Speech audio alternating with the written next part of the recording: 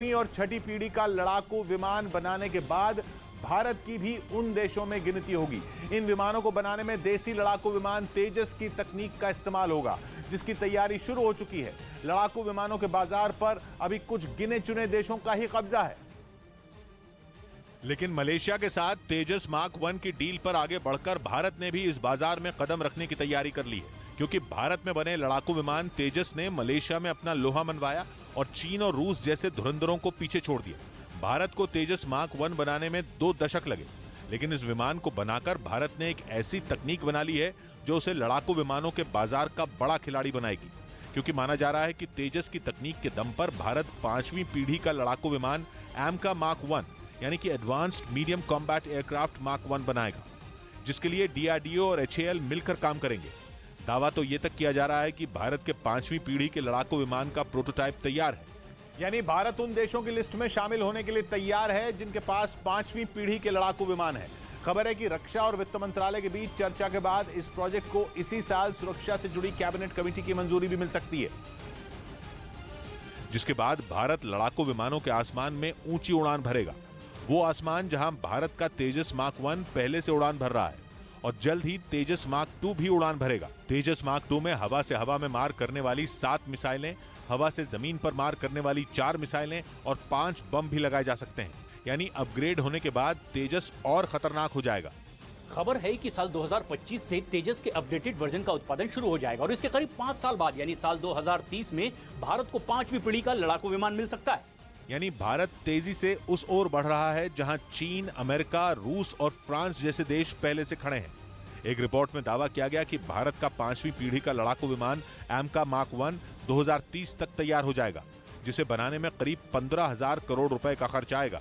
यही नहीं, कैबिनेट से सही समय पर अनुमति मिली तो 2025-26 तक एमका मार्क 1 का प्रोटोटाइप आ जाएगा, जिसके बाद 2030 तक इसका उत्पादन शुरू किया जा सकता है। एमका मार्क 1 में कई खूबियां हैं, जिनमें सबसे अहम है उसका इंजन।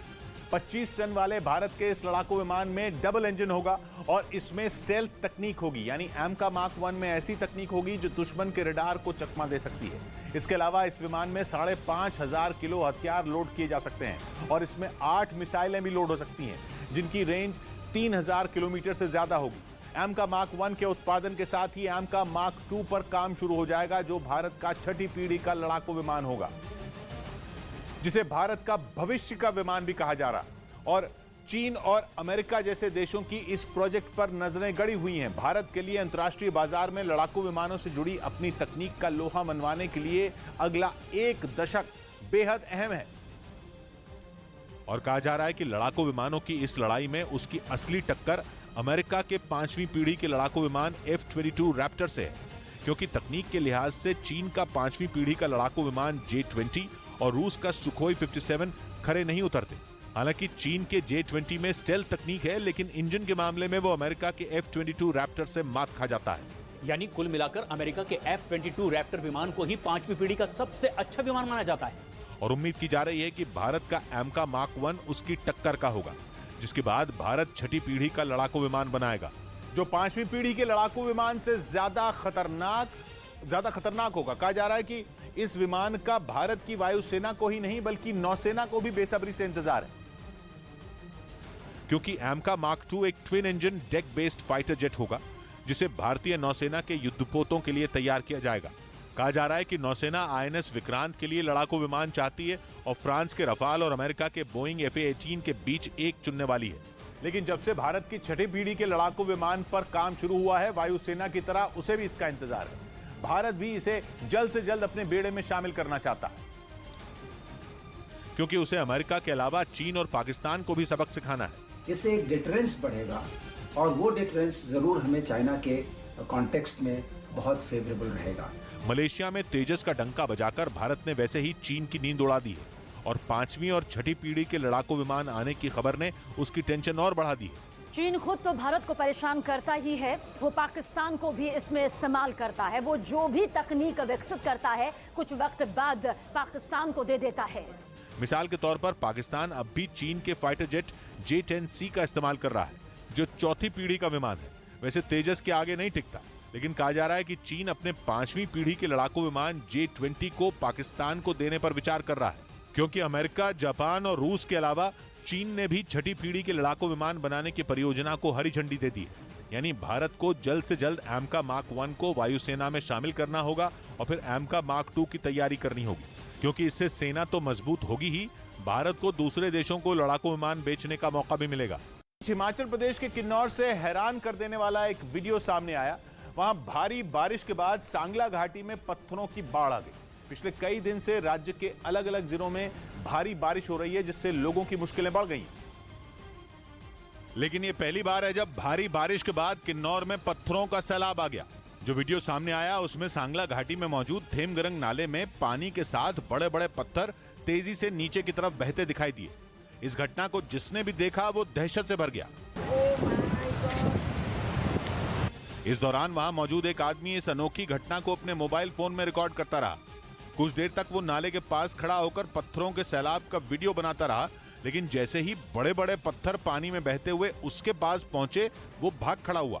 हालांकि इस घटना में किसी को कोई नुकसान नहीं हुआ, लेकिन मामले की गंभीरता को देखते हुए प्रशासन ने सांगला घाटी में पर्यटकों के जाने पर रोक लगा दी, ताकि बारिश के इस मौसम में कोई हादसा न हो जाए। और महाराष्ट्र में भारी बारिश के चलते कई जिलों में बाढ़ की स्थिति बन गई है और इस प्राकृतिक आपदा के चलते राज्य में अब तक 100 लोगों से ज्यादा की मौत हो चुकी है। भारी बारिश की वजह से वर्धा जिले के हालात बेहद खराब हैं। वहां बाढ़ में फंसे लोगों का एसडीआरएफ की टीम रेस्क्यू लगातार कर रही है। लोगों का रस्सी के सहारे रेस्क्यू किया गया है और वहां पर करीब 470 से भी ज्यादा परिवारों को सुरक्षित स्थानों पर ले जाया गया है। इस बीच महाराष्ट्र में उद्धव ठाकरे को बड़ा झटका लगा। महाराष्ट्र में जारी सियासी घमासान के बीच मुख्यमंत्री एकनाथ शिंदे ने उद्धव ठाकरे की अगुवाई वाली शिवसेना कार्यकारिणी को बर्खास्त कर दिया और नई राष्ट्रीय कार्यकारिणी बना ली। इस बीच उद्धव ठाकरे गुट से जुड़े वरिष्ठ नेता रामदास कदम और आनंद राव भी पार्टी से इस्तीफा देकर शिंदे गुट में शामिल हो गए। ऐसे में उद्धव ठाकरे ने पार्टी के खिलाफ काम करने का आरोप लगाते हुए दोनों नेताओं को बाहर कर दिया। उत्तराखंड के रुद्रप्रयाग से दिल दहला देने वाला एक वीडियो सामने आया। वहां भारी बारिश की वजह से पहाड़ का एक बड़ा हिस्सा खिसककर ऋषिकेश बद्रीनाथ हाईवे पर गिर गया।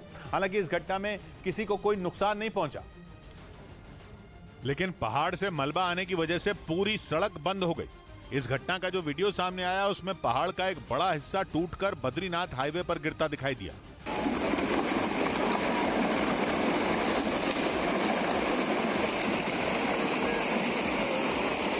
पहाड़ से मिट्टी के साथ बड़े बड़े पत्थर भी सड़क पर गिरते नजर आए। उनके साथ कई पेड़ भी अपनी जगह से उखड़कर सड़क पर आ गिरे। इस दौरान वहां कई लोग खड़े दिखाई दिए जो पहाड़ खिसकने की इस घटना को अपने मोबाइल फोन में रिकॉर्ड कर रहे थे। आज हमारी लैंडस्लाइड हो रही है या फिर सड़क में पत्थर गिर रहे हैं, सड़कें बंद हो रही है, वहाँ पर त्वरित गति से हमारे सभी डिपार्टमेंट सड़क खोलने की कार्रवाई कर रहे हैं। एक रोज पहले भी इसी हाईवे पर पहाड़ का एक हिस्सा भरभरा कर गिर गया था। इस घटना के दौरान वहां एक खुदाई करने वाली मशीन भी खड़ी थी। डर यह था कि कहीं खुदाई करने वाली मशीन मलबे की चपेट में ना आ जाए। हालांकि वक्त रहते वहां खड़े लोगों ने उस मशीन को पीछे कर लिया, जिससे बड़ा हादसा टल गया था।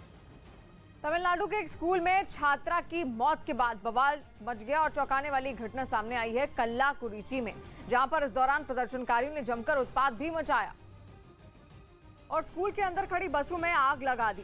देखते ही देखते आग की लपटें उठने लगी, धुएं का गुबार उठने लगा। स्कूल की संपत्ति में तोड़फोड़ भी की गई। सभी प्रदर्शनकारी छात्रा की मौत पर इंसाफ की मांग करते हुए कल्लाकुरिची सलेम हाईवे को भी जाम कर दिया गया।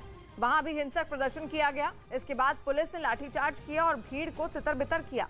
इस हिंसक प्रदर्शन के पीछे वजह 12वीं में पढ़ने वाली छात्रा की मौत है। जानकारी के मुताबिक 12 जुलाई की रात छात्रा ने हॉस्टल के टॉप फ्लोर से कूदकर आत्महत्या कर ली थी। पुलिस को मिले सुसाइड नोट में लड़की ने स्कूल के 2 टीचर पर हर समय पढ़ने के लिए मजबूर करके प्रताड़ित करने का आरोप लगाया था। लड़की की मौत की जानकारी मिलते ही स्कूल के अंदर परिवार वालों ने हंगामा शुरू कर दिया। पुलिस ने इस हिंसा को लेकर 200 से ज्यादा लोगों को गिरफ्तार किया है, जिसमें स्कूल के प्रिंसिपल, गणित और रसायन विज्ञान के शिक्षक भी शामिल हैं। तमिलनाडु में लड़की की मौत का मामला मद्रास उच्च न्यायालय तक पहुंच गया। हिंसा की जांच के लिए विशेष टीम बनाई जाएगी। फिलहाल जिले में धारा 144 लागू कर दी गई है। राष्ट्रपति के बाद अब उपराष्ट्रपति चुनाव की तैयारियां तेज हो गई। दिल्ली में एनडीए उम्मीदवार जगदीप धनखड़ ने उपराष्ट्रपति के लिए नामांकन दाखिल कर दिया। इस दौरान प्रधानमंत्री मोदी भी वहां मौजूद रहे। वहीं विपक्ष की तरफ से इस पद के लिए मार्गरेट एल्वा सुबह अपना पर्चा भरेंगी। इस बीच नए उपराष्ट्रपति के चुनाव के मुद्दे पर दिल्ली में एनसीपी नेता शरद पवार के आवास पर विपक्षी दलों की एक बैठक भी हुई। चेचेन लड़ाकों की तरफ से एक वीडियो जारी किया गया जिसमें डॉनबास के एक इलाके में कादिरव के लड़ाके यूक्रेन की सेना पर ताबड़तोड़ हमले करते दिखे। यूक्रेन के पूर्वी हिस्से डॉनबास पर कब्जा करने के लिए रूस ने अपनी पूरी ताकत झोंक दी है ताकि किसी भी सूरत में डॉनबास को यूक्रेन से अलग किया जा सके, और इस काम में चेचेन लड़ाके भी पुतिन की सेना के साथ हैं। इसी बीच डॉनबास के एक इलाके से एक वीडियो जारी किया गया जिसमें चेचेन लड़ाके यूक्रेन की सेना पर कहर बनकर टूटते दिखे। वीडियो में कादिरव का एक लड़ाका लॉन्चर से रॉकेट दागता नजर आया। जैसे ही रॉकेट दागा गया वहां धुएं का गुबार छा गया। वीडियो के एक दूसरे हिस्से में चेचेन लड़ाके ज़ेलेंस्की की सेना पर गोलियों की बारिश करते दिखे। इस दौरान वहां यूक्रेन का एक सैनिक जमीन पर गिरा नजर आया। इसी तरह के एक दूसरे वीडियो में भी कादिरव के लड़ाके दुश्मन पर रॉकेट दागते और गोलियों की बौछार करते दिखाई दिए। वीडियो के आखिर में कादिरव के लड़ाके एक मकान से यूक्रेन के सैनिकों पर हमला करते नजर आए। और उधर महाराष्ट्र के कई इलाकों में बाढ़ ने ऐसी तबाही मचाई है कि चारों तरफ लोगों को भारी नुकसान पहुंच रहा है और जिसकी तस्वीरें भी अब सामने आने लगी हैं। राज्य के गढ़चिरौली से जो तस्वीरें सामने आई हैं वो भयावह हैं। वहां पूरी की पूरी सड़क सैलाब में समा गई जिसकी वजह से सड़क के दोनों तरफ गाड़ियों की लंबी कतार लग गई। कुछ लोग तो किसी तरह से इसे पार करते हुए दिखाई दिए। पानी भी इतना कि लोगों के हाथ पांव फुलाने के लिए काफी रहा। वहां के हालात ऐसे बन गए मानो ये सड़क नहीं नदी का ही कोई हिस्सा हो। लोग घुटनों तक भरे पानी से गुजरने को मजबूर दिखे। महाराष्ट्र के गढ़चिरौली में बारिश के बाद मुसीबत बढ़ गई और यहाँ के कई इलाकों में हालात बेहद खराब है। इस बीच पटना में पीएफआई के कई राज खुल गए। देश विरोधी गतिविधियों के मामले में पटना से गिरफ्तार दोनों आरोपियों से पुलिस की पूछताछ में कई बड़ी जानकारियां सामने आई। सूत्रों के मुताबिक उन्होंने ट्रेनिंग कैंप चलाने और दूसरी चीजों पर 90 लाख रुपए खर्च किए थे। खबर है कि आरोपी अतहर परवेज ने पूछताछ में कबूल किया कि वो दिन में दुकान चलाता था, जबकि रात में बिहार समेत दूसरे राज्यों से आए लड़कों को हथियार चलाना सिखाता था। दिन में अपना दुकान चलाता था और फिर रात में आतंक की पाठशाला। इस मामले के सामने आने के बाद बिहार बीजेपी ने नीतीश सरकार से पीएफआई पर प्रतिबंध लगाने की मांग की। जो इस तरह के कार्य कर रहे हैं हर हालत में उनको प्रतिबंधित करना चाहिए। मध्य प्रदेश के धार में यात्रियों से भरी एक बस नर्मदा नदी में गिर गई। इस हादसे में बस में सवार 13 लोगों की जान चली गई। बताया गया कि बस इंदौर से महाराष्ट्र के पुणे जा रही थी और धार के पास नर्मदा नदी पर बने पुल को पार करते वक्त उसका संतुलन बिगड़ गया, जिससे वो कई फीट नीचे नदी में जा गिरी। घटना की जानकारी लगते ही फौरन उसमें मौजूद लोगों को निकालने के लिए रेस्क्यू ऑपरेशन चलाया गया, जिसके लिए गोताखोरों की एक टीम ने पानी में छलांग लगाई तो दूसरी तरफ बस को बाहर निकालने के लिए क्रेन की मदद ली गई। जानकारी के मुताबिक हादसे के वक्त बस में 13 लोग सवार थे जो इंदौर से पुणे की तरफ जा रहे थे। पूर्ण जांच के बाद 13 लोग हैं। 13 जो थे वो 13 ही मर गए। सभी के नाम आ गए, पते आ गए। इस हादसे पर मध्य प्रदेश के मुख्यमंत्री शिवराज सिंह चौहान ने भी दुख जताया। साथ ही उन्होंने महाराष्ट्र के मुख्यमंत्री एकनाथ शिंदे से भी बातचीत की, जिसके बाद महाराष्ट्र सरकार ने इस हादसे में जान गंवाने वाले लोगों के परिवार के लिए 10 लाख रुपए के मुआवजे का ऐलान किया। सब मिल गए हैं।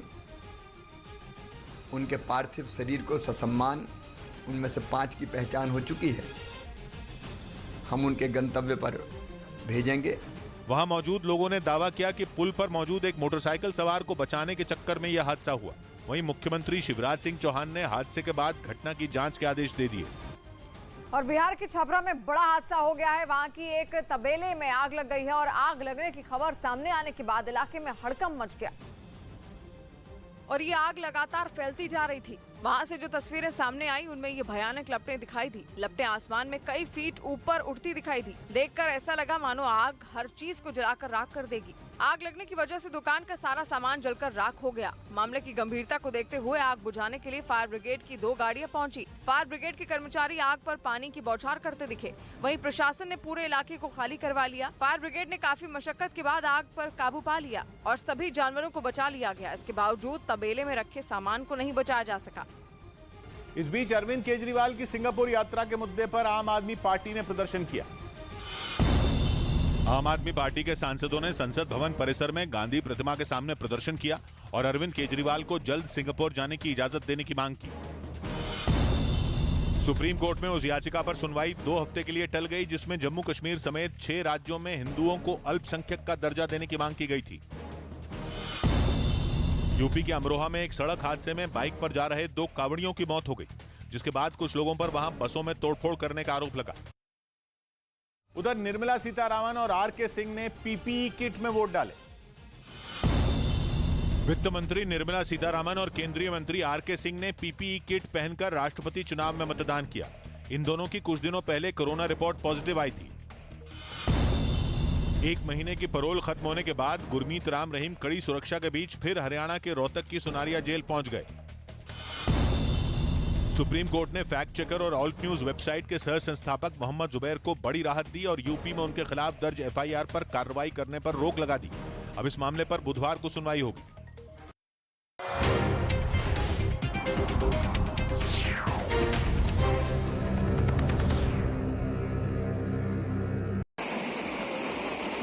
पहाड़ से मिट्टी के साथ बड़े बड़े पत्थर भी सड़क पर गिरते नजर आए।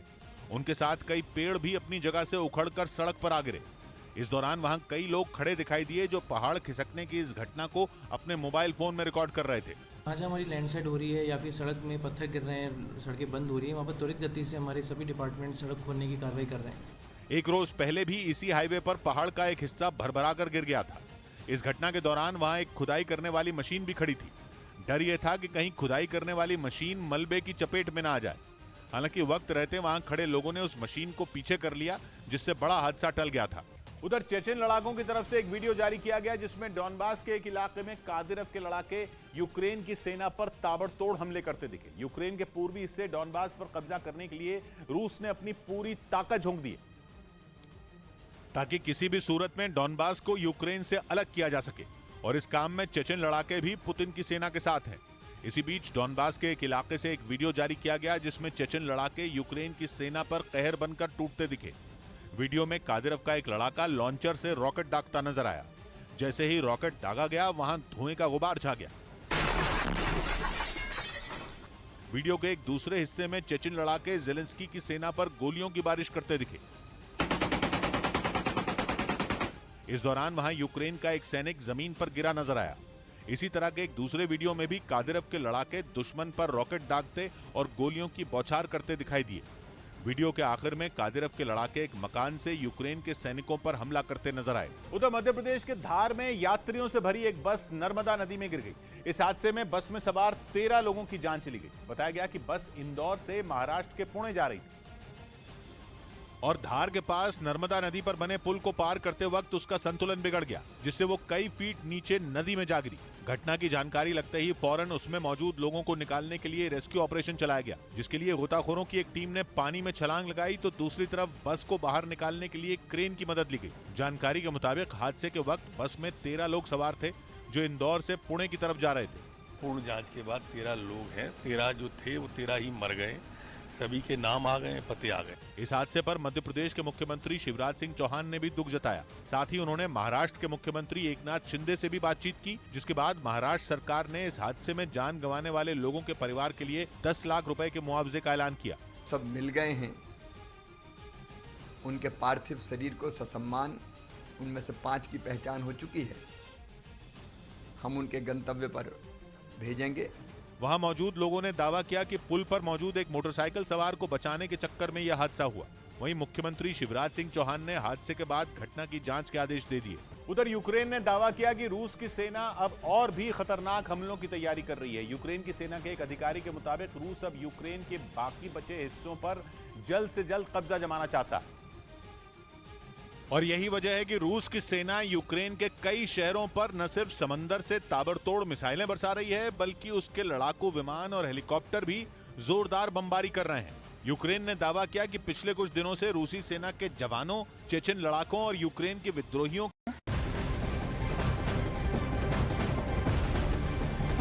लगातार देश में मूसलाधार बारिश हो रही है। हिमाचल प्रदेश, मध्य प्रदेश और महाराष्ट्र में भारी बारिश से हालात बिगड़ रहे हैं और राहत की बारिश अब लोगों के लिए परेशानी का सबब बन चुकी है। बरसाती नदी नाले उफान पर हैं। हिमाचल प्रदेश के किन्नौर में बादल फटने से भारी नुकसान हुआ है।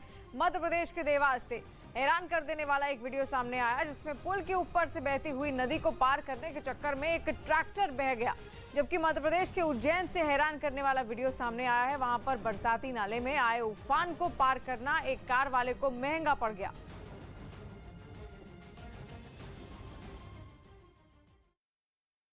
लड़ाकू विमान तेजस ने मलेशिया में अपना लोहा मनवाया और चीन और रूस जैसे धुरंधरों को पीछे छोड़ दिया। भारत को तेजस मार्क 1 बनाने में 2 दशक लगे, लेकिन इस विमान को बनाकर भारत ने एक ऐसी तकनीक बना ली है जो उसे लड़ाकू विमानों के बाजार का बड़ा खिलाड़ी बनाएगी, क्योंकि माना जा रहा है कि तेजस की तकनीक के दम पर भारत 5वीं पीढ़ी का लड़ाकू विमान एमका मार्क 1 यानी कि advanced medium combat aircraft mark 1 बनाएगा, जिसके लिए डीआरडीओ और एचएएल मिलकर काम करेंगे। दावा तो ये तक किया जा रहा है कि भारत के 5वीं पीढ़ी के लड़ाकू विमान का प्रोटोटाइप तैयार है।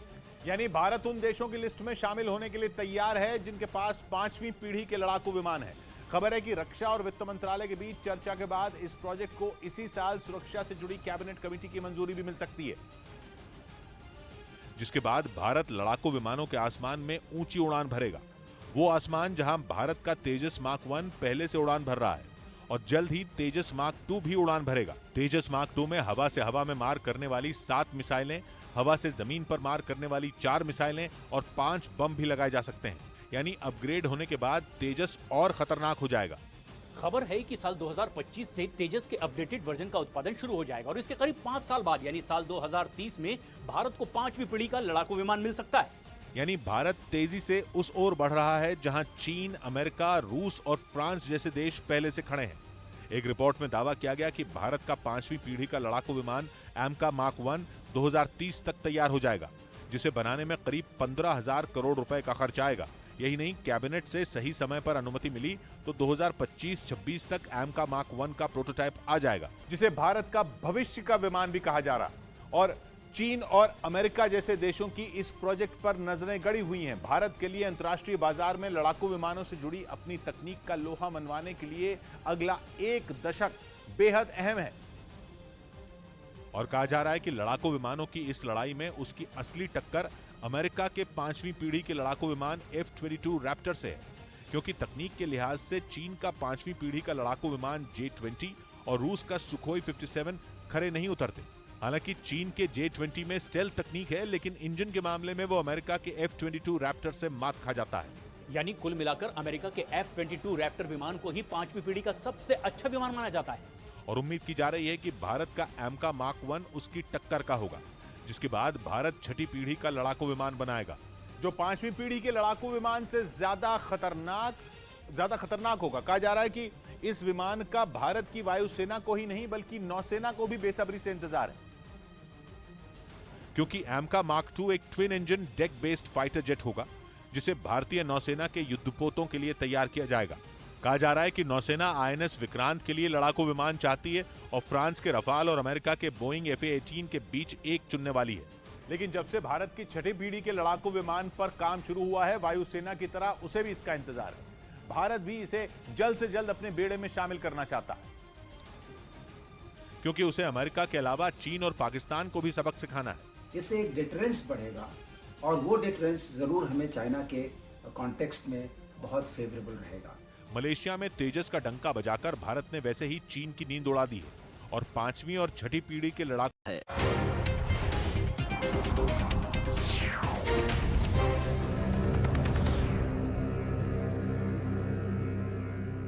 और बीजेपी से निलंबित नेता नुपुर शर्मा ने फिर सुप्रीम कोर्ट का दरवाजा खटखटा दिया है। विवादित बयान के मामले में नुपुर शर्मा पर दर्ज है सभी FIR। उन्होंने दिल्ली ट्रांसफर करने का अनुरोध किया है। उन्होंने अपनी याचिका में कहा है कि इससे पहले मेरी मांग को ठुकराते हुए सुप्रीम कोर्ट ने कड़ी टिप्पणी की थी, जिसके बाद मेरे जीवन को और अधिक खतरा बढ़ गया है। रेप और हत्या की धमकी लगातार मिल रही है। नुपुर शर्मा की याचिका पर आज सुनवाई होगी। नुपुर की याचिका पर जस्टिस सूर्यकांत और जमशेद पारडीवाल की बेंच सुनवाई करेगी।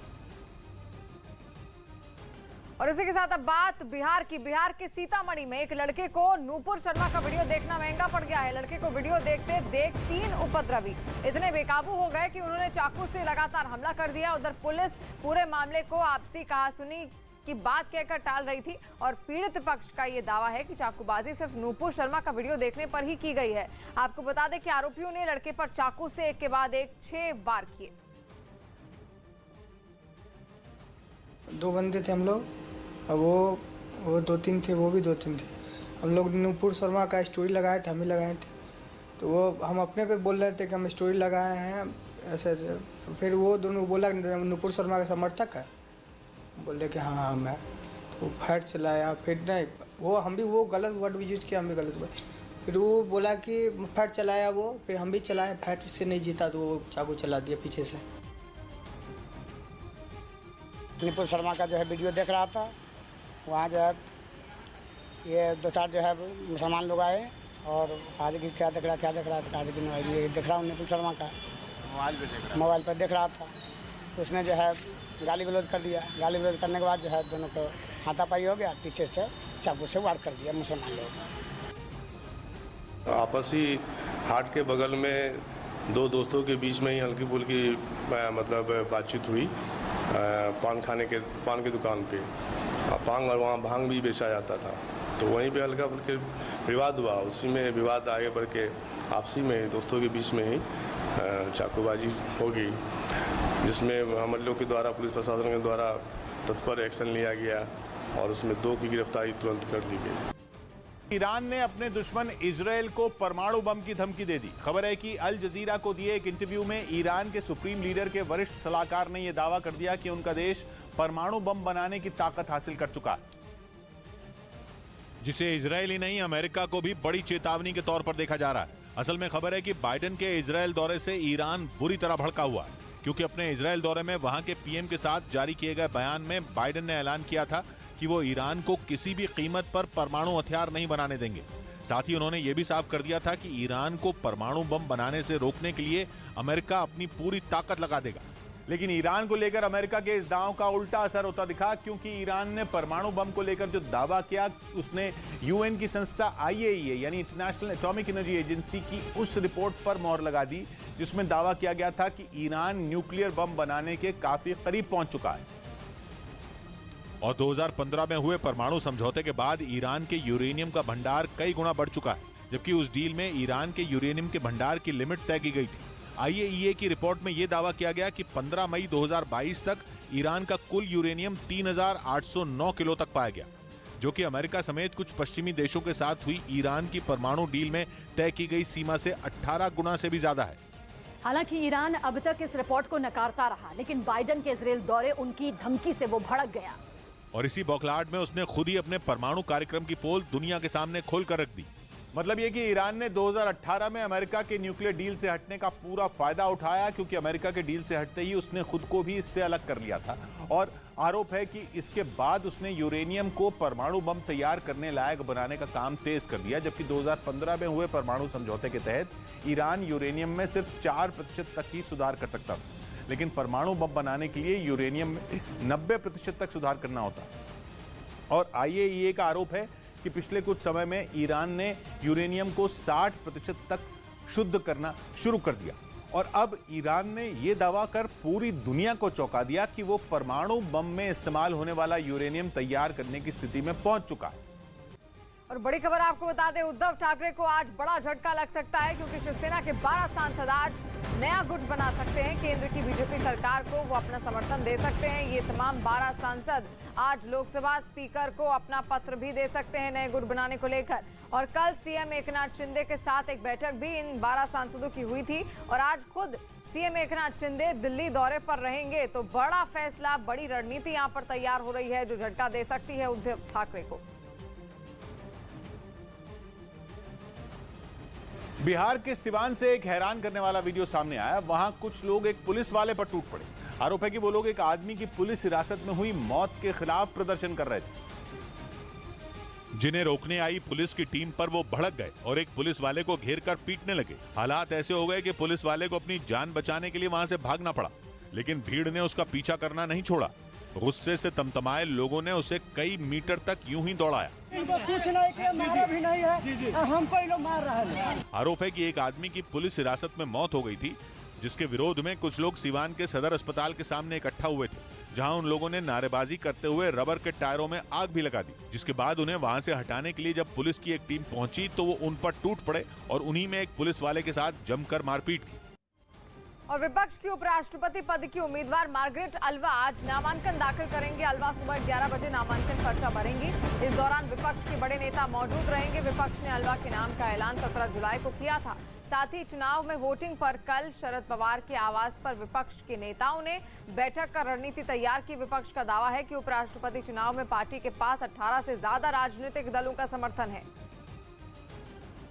I was invited to meet all the leaders who have supported me to fight for the election of the Vice President. So we have met.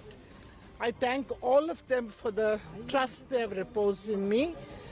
I know it's a difficult battle, but in politics, winning and losing is not the issue. The issue is fighting the battle.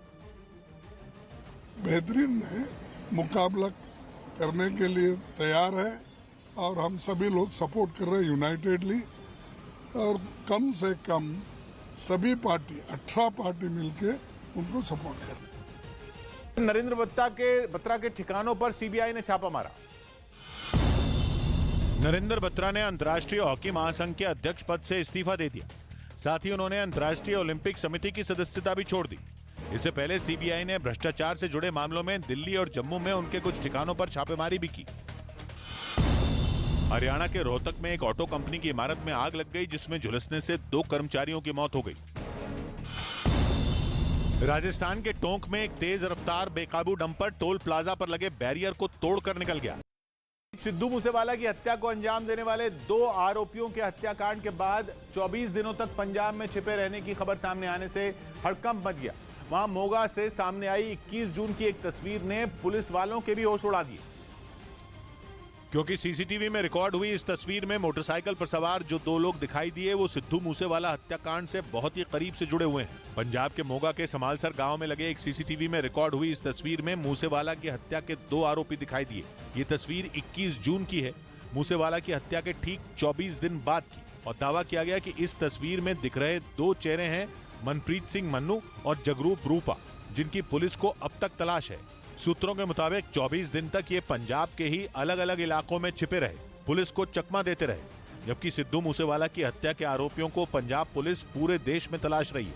लेकिन उस हत्याकांड को अंजाम देने वाले 2 आरोपी मनप्रीत सिंह मन्नू और जगरूप रूपा उनकी नाक के नीचे ही 24 दिनों तक छिपे रहे और 21 जून के बाद भी अब तक उनका पता नहीं चल पाया है।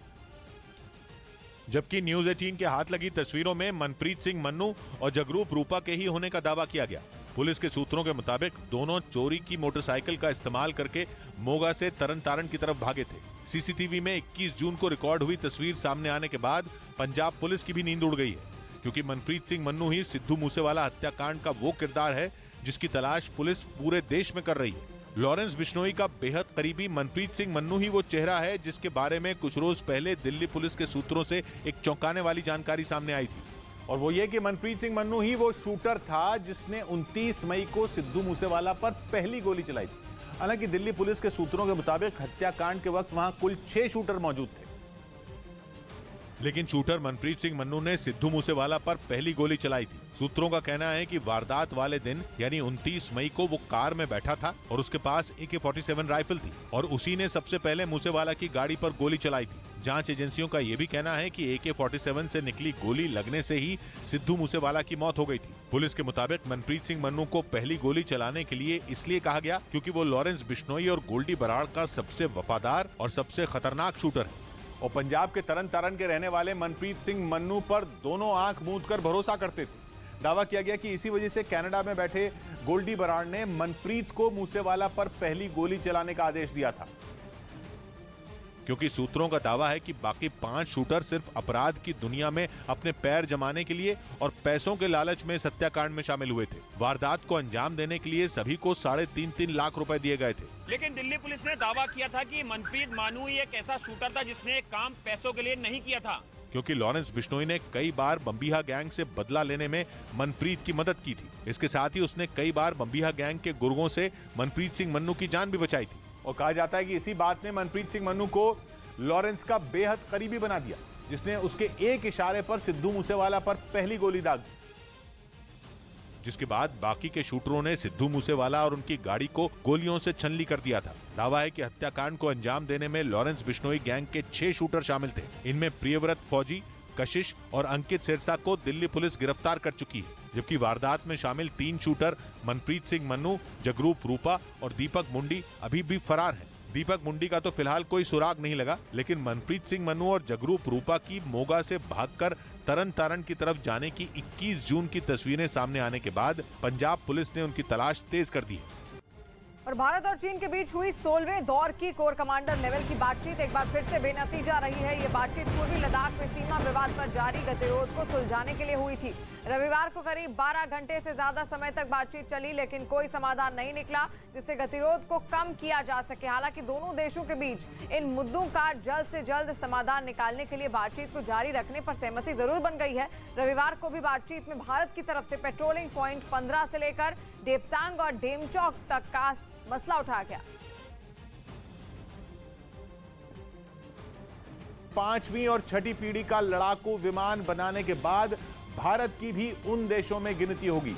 इन विमानों को बनाने में देसी लड़ाकू विमान तेजस की तकनीक का इस्तेमाल होगा, जिसकी तैयारी शुरू हो चुकी है। लड़ाकू विमानों के बाजार पर अभी कुछ गिने चुने देशों का ही कब्जा है।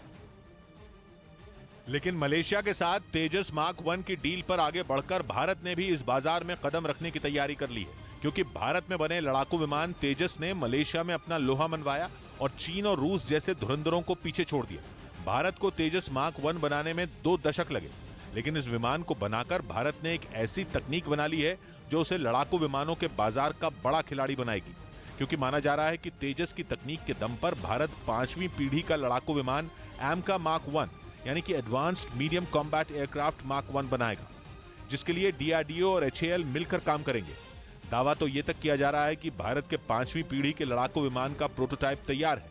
यानी भारत उन देशों की लिस्ट में शामिल होने के लिए तैयार है जिनके पास 5वीं पीढ़ी के लड़ाकू विमान है। खबर है कि रक्षा और वित्त मंत्रालय के बीच चर्चा के बाद इस प्रोजेक्ट को इसी साल सुरक्षा से जुड़ी कैबिनेट कमेटी की मंजूरी भी मिल सकती है, जिसके बाद भारत लड़ाकू विमानों के आसमान में ऊंची उड़ान भरेगा। वो आसमान जहां भारत का तेजस मार्क 1 पहले से उड़ान भर रहा है और जल्द ही तेजस मार्क 2 भी उड़ान भरेगा। तेजस मार्क 2 में हवा से हवा में मार करने वाली 7 मिसाइलें, हवा से जमीन पर मार करने वाली 4 मिसाइलें और 5 बम भी लगाए जा सकते हैं। यानी अपग्रेड होने के बाद तेजस और खतरनाक हो जाएगा।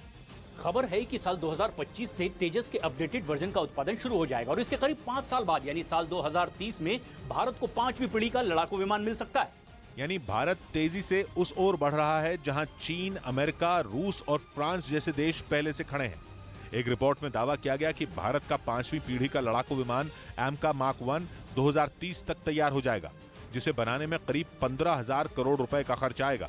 यही नहीं, कैबिनेट से सही समय पर अनुमति मिली तो 2025-26 तक एमका मार्क 1 का प्रोटोटाइप आ जाएगा, जिसके बाद 2030 तक इसका उत्पादन शुरू किया जा सकता है। एमका मार्क 1 में कई खूबियां हैं, जिनमें सबसे अहम है उसका इंजन।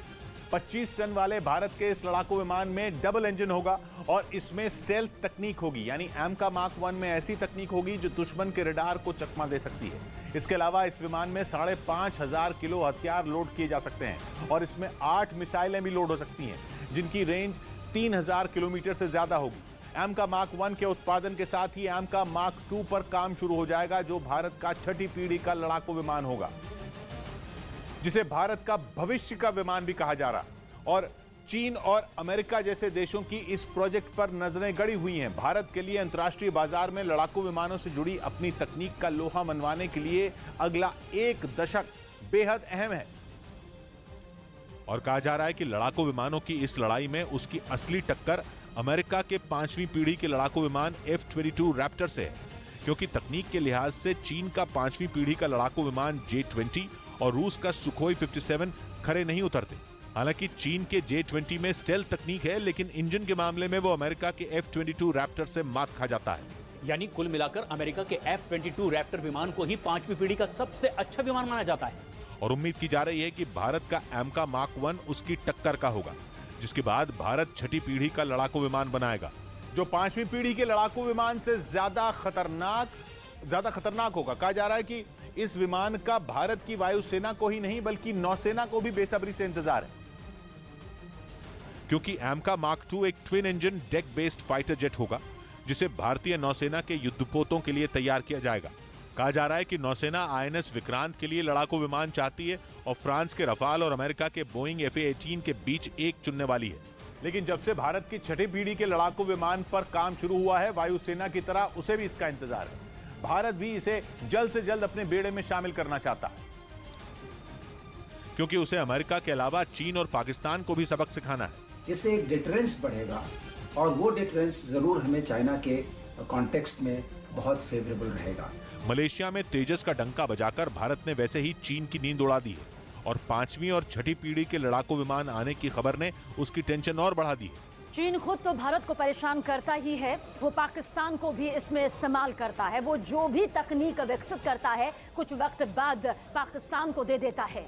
मिसाल के तौर पर पाकिस्तान अब भी चीन के फाइटर जेट J-10C का इस्तेमाल कर रहा है, जो 4थी पीढ़ी का विमान है।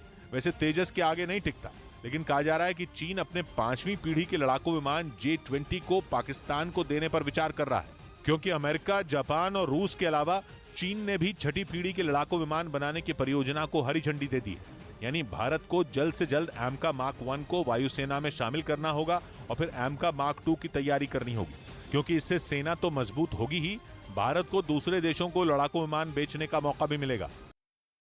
पूर्वी लद्दाख में LAC के पास भारत ने चीन की हरकतों का उसी की भाषा में मुंहतोड़ जवाब देना शुरू कर दिया, जिसके तहत भारतीय वायुसेना उसके लड़ाकू विमानों को LAC के आसपास फटकने तक नहीं दे रही। क्योंकि एक ओर चीन की भारत के साथ कमांडर स्तर की बातचीत जारी थी और दूसरी ओर उसकी सेना LAC पर उकसाने वाली हरकतों से बाज नहीं आई। आरोप है कि बातचीत से ठीक पहले चीन के फाइटर जेट LAC के बेहद करीब उड़ान भर रहे थे, लेकिन वहां पहले से मुस्तैद भारतीय वायुसेना के लड़ाकू विमानों ने तुरंत एक्शन में आते हुए उन्हें वहां से खदेड़ दिया और वायुसेना प्रमुख VR चौधरी ने साफ कर दिया कि चीन की किसी भी साजिश का आगे भी मुंह तोड़ जवाब दिया जाएगा। We are monitoring it and we take immediate action by scrambling our fighters there. मतलब ये कि लद्दाख में भारतीय फौज ने चीन को ईंट का जवाब पत्थर से देने के लिए अपनी तैयारी बढ़ा दी है, जिसके लिए भारतीय फौज के सबसे घातक फाइटर जेट LAC पर तैनात किए जा चुके हैं, जो दिन में ही नहीं बल्कि रात में भी उड़ान भर रहे हैं। तैयारी ऐसी है जैसे जंग होने ही वाली हो। और भारत की ओर से इस तैयारी की शुरुआत करीब 2 साल पहले गलवान में हुई हिंसा के बाद ही शुरू कर दी थी। वायुसेना प्रमुख के मुताबिक जून 2020 के बाद पूर्वी लद्दाख में LAC के पास भारतीय वायुसेना ने अपने रडार तैनात करने शुरू कर दिए थे और धीरे धीरे इन सभी रडार को इंटीग्रेटेड एयर कमांड और कंट्रोल सिस्टम से जोड़ दिया गया, जिनकी मदद से LAC के पास चीन की किसी भी हरकत पर नजर रखना आसान हो गया। और अब तो खबर है कि भारत ने LAC के पास अपने सबसे आधुनिक लड़ाकू विमान रफाल और सुखोई 30 भी तैनात कर दिए, ताकि अगर चीन ने कोई भी नई चाल चली तो उसे मुंह तोड़ जवाब दिया जा सके। और इस वक्त की बड़ी खबर सामने आ रही है। बीजेपी से राज्यसभा सांसद किरोड़ी लाल मीणा को धमकी भरा पत्र मिला है। उदयपुर में हुए कन्हैया लाल हत्याकांड में पीड़ित परिवार की मदद को लेकर धमकी दी गई है। सांसद के दिल्ली स्थित आवास में, सरकारी आवास पर यह धमकी भरा पत्र भेजा गया है और पत्र में लिखा गया है कि तुमने कन्हैया लाल के परिवार की मदद कर गुस्ताखी की है, अब तेरा नंबर है। डाक से मिले धमकी भरे पत्र के बाद सांसद किरोड़ी लाल मीणा ने CM गहलोत और केंद्रीय गृह राज्य मंत्री को पत्र लिखकर कार्रवाई की मांग की है। 9 जुलाई का पत्र है जिसमें मेरे को धमकी दी गई है कि कन्हैया लाल को आपने घर जाकर 1 महीने की तनख्वाह दी। राजस्थान में दरअसल में इनका ऐसे अपराधियों का, जिहादियों का, समाज कंटकों का मनोबल बढ़ा हुआ है। अनेक ऐसी घटनाएं हुई जहाँ सरकार को सख्ती से काम करना चाहिए था। अग्निपथ योजना पर सुप्रीम कोर्ट में सुनवाई होगी। सुप्रीम कोर्ट अग्निपथ योजना को चुनौती देने वाली याचिका पर सुबह सुनवाई करेगी। केरल के कोल्लम में कुछ छात्रों के माता पिता ने नीट की परीक्षा के दौरान चेकिंग के नाम पर छात्राओं के कपड़े उतरवाने के आरोप लगाए। वहीं इस पूरे मामले पर कॉलेज प्रबंधन ने निजी कंपनी के हाथों में सुरक्षा का जिम्मा होने की दलील दी। महाराष्ट्र के रत्नागिरी में शिवसेना ने बारिश की वजह से सड़कों पर बने गड्ढों का मुद्दा उठाया और इन गड्ढों में खेती कर अपनी नाराजगी जताई। महाराष्ट्र के कई इलाकों में बाढ़ ने ऐसी तबाही मचाई कि चारों तरफ लोगों को भारी नुकसान का सामना करना पड़ा, जिसकी कुछ तस्वीरें राज्य के चंद्रपुर जिले से भी सामने आई, जहां बैलगाड़ी पर सवार 2 किसान उफनते नाले में बह गए। भारी बारिश होने के बाद से नाले में पानी बढ़ गया और इन्हीं हालात में दोनों किसानों ने नाले को पार करने का जोखिम उठाया, जिसका नतीजा ये हुआ कि उनकी जान पर बनाई। वो तो गनीमत रही कि आसपास मौजूद लोग उनकी मदद के लिए आगे आए और नाले में कूदकर किसानों की जान बचाने में जुट गए। बैलगाड़ी को धक्का देकर उन्होंने दोनों किसानों को नाले के किनारे तक पहुंचाया और बैल की भी जान बचा ली। कुछ इसी तरह बाढ़ से बिगड़े हालात का सामना यवतमाल के लोग भी कर रहे हैं। वहां रामगंगा नदी में पानी बढ़ने से उसके आसपास मौजूद गांवों में पानी घुस गया। जिस वजह से वहां रहने वाले लोगों की मुसीबत आ गई, क्योंकि नदी का पानी गांवों में भर गया। पानी भी इतना कि लोगों के हाथ पांव फुलाने के लिए काफी रहा। वहां के हालात ऐसे बन गए मानो पूरा का पूरा गांव पानी में समा गया हो। लोगों की फसलें बर्बाद हो गई, घर से बाहर निकलने के लिए कोई रास्ता नहीं बचा, और तो और मकानों के अंदर भी पानी भर गया। लोग घुटनों तक भरे पानी से गुजरने को मजबूर दिखे। और ये हालात महाराष्ट्र के 1 या 2 जिलों में नहीं, बल्कि राज्य के कई दूसरे इलाके भी इसी तरह कुदरत की मार झेल रहे हैं, जिनमें गढ़चिरौली भी शामिल है, जहां भारी बारिश के बाद पर्लकोटा नदी में बाढ़ आ गई। नदी में पानी बढ़ते ही आसपास मौजूद इलाकों में पानी ने जमकर तांडव मचाया। पानी सैलाब बनकर रिहायशी इलाकों में घुस गया और वहां रहने वाले लोगों का जीना दुश्वार कर दिया। ड्रोन से ली गई तस्वीरों में नदी के आसपास के बड़े हिस्से में पानी का कब्जा नजर आया। हर तरफ सिर्फ और सिर्फ पानी दिखाई दिया, जिसके कारण किसानों के खेत भी उसमें डूब गए और उनकी साल भर की मेहनत पर पानी फिर गया। और गुजरात के दाहोद में एक मालगाड़ी के बेपटरी होने से दिल्ली मुंबई रेल लाइन पर यातायात पूरी तरह से ठप हो गया है। बताया जा रहा है कि रविवार की रात लगभग 1 बजे मंगल मौड़ी और लिमखेड़ा स्टेशन के बीच से गुजर रही मालगाड़ी गुजरात के दाहोद के पास पटरी से उतर गई। उसके 16 डिब्बे पटरी से उतर गए, जिसके बाद रेलवे के बड़े अधिकारी मौके पर पहुंच गए। इस हादसे से दिल्ली मुंबई रूट पर 90 ट्रेनें प्रभावित हुई हैं, 38 यात्री ट्रेनें निरस्त हुई हैं और 51 ट्रेनों का रूट बदल दिया गया है। फिलहाल मालगाड़ी के डिब्बे हटाने और ट्रैक सुधारने का काम जारी है। राजस्थान के टोंक जिले से हैरान करने वाला वीडियो सामने आया। वहां एक ट्रक टोल प्लाजा पर लगे बैरियर को तोड़कर भागता दिखा, जिसकी रफ्तार इतनी तेज थी कि वहां टोल प्लाजा पर बना केबिन भी टूटकर चकनाचूर हो गया। सामने आए सीसीटीवी वीडियो में दिखा कि कैसे बैरियर लगे होने के बाद भी ट्रक नहीं रुका। बताया गया कि ट्रक ड्राइवर ने पहले पुलिस की नाकेबंदी तोड़ी और फिर टोल प्लाजा के बैरियर को तोड़ते हुए भाग गया। पुलिस ने ट्रक ड्राइवर को पकड़ने की कोशिश भी की, लेकिन उसका कोई सुराग नहीं लगा। ड्रग्स तस्करी के मामले में दिल्ली में 2 विदेशी धरे गए। दिल्ली के द्वारका इलाके में पुलिस ने ड्रग्स तस्करी के आरोप में 2 विदेशी नागरिकों को गिरफ्तार कर लिया। साथ ही उनके पास से 1 करोड़ से ज्यादा के ड्रग्स भी बरामद करने का दावा किया गया।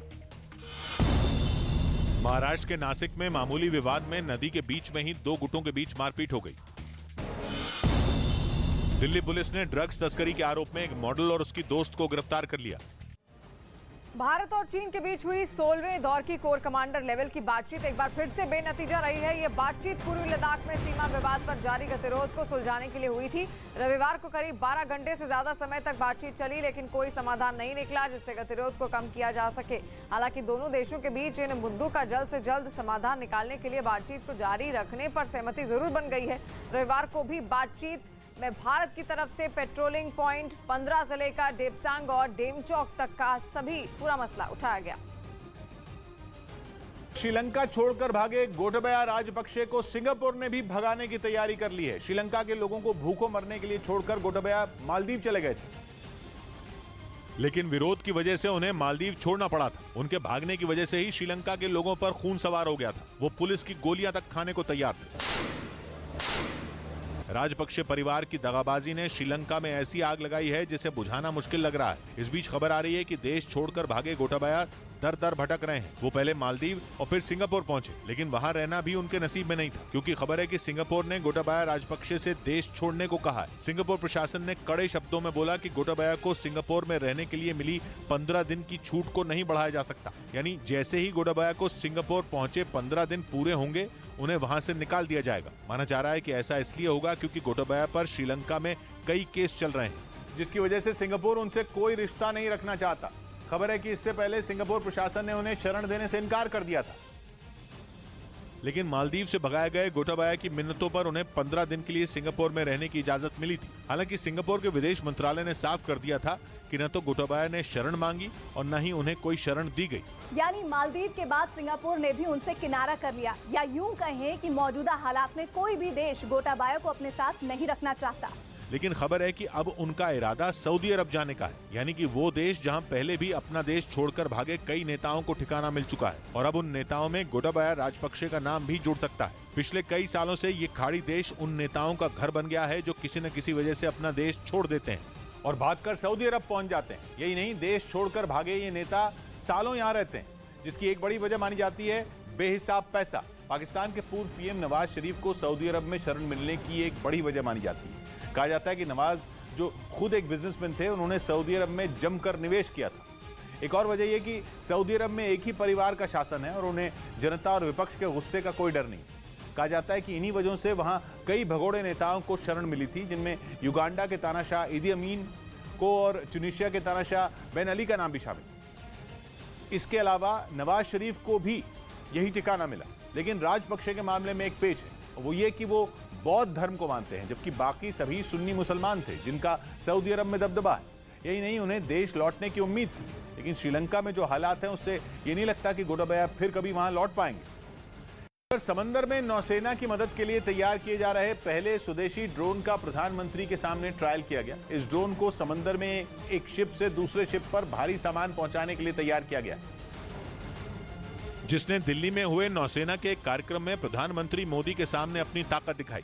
डेमो के दौरान वरुणा नाम के इस ड्रोन ने एक इंसान को लेकर उड़ान भरी और फिर सफल लैंडिंग भी की। इस ड्रोन को सागर डिफेंस नाम के स्टार्टअप ने नेवी के लिए तैयार किया है, जिसे पीएम ने नौसेना के आत्मनिर्भर होने की दिशा में एक अहम कदम बताया। नेवी के लिए 75 इंडिजीनियस टेक्नोलॉजीज का निर्माण करेंगे। दावा है कि वरुणा ड्रोन किसी इंसान को लेकर उड़ान भरने वाला देश का पहला स्वदेशी ड्रोन है, जो एक बार में 25 किलोमीटर दूरी तक उड़ान भर सकता है। और ये ड्रोन अपने साथ करीब 130 किलो सामान एक जगह से दूसरी जगह तक पहुंचा सकता है, जिसे ट्रायल सफल रहने के बाद नौसेना के बेड़े में शामिल किया जाएगा। और ऐसा हुआ तो ये एक जहाज से दूसरे जहाज पर सामान पहुंचाने के साथ ही किसी हादसे के वक्त घायलों को ले जाने के लिए भी मददगार साबित हो सकता है।